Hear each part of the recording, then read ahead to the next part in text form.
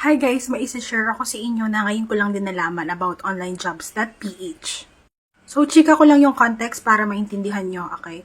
So, yung client ko, binigyan niya ako ng task to find this, to fill these positions, yung positions na sinasabi ko in my previous videos.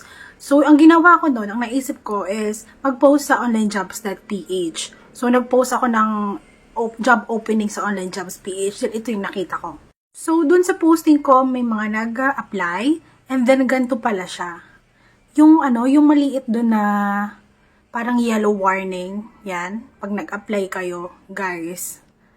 Ang ibig sabihin pala ng yellow warning na pinakita ko kanina, na kapag send na kayo ng too much application sa online jobs PH in a day or a certain limit.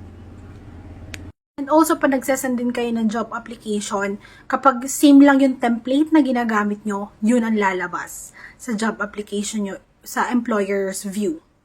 Kaya, iwasan nyo din gumamit ng template na, na ilalagay nyo dun sa body ng application nyo. Iwasan nyo yan kasi nakikita din ng employer. Kaya, ang tip ko na maibibigay sa inyo, and yung ginagawa ko din naman, is pag nag-a-apply ako is, kung ano lang yung hinihingi information dun sa job description, yun lang ipro-provide ko dun sa body. Kaya importante din na basahin nyo na mabuti yung job description kasi dun nila finifilter ng employers kung sino yung kanilang, kasi madami silang natatanggap na application eh. So, ang ginagawa nila is naglalagay sila ng question dun na yun lang yung mismong sasagutin nyo isasend nyo sa kanila. So, ayun, I hope this helps, and kung may questions pa kayo, comment nyo lang ha. Bye-bye!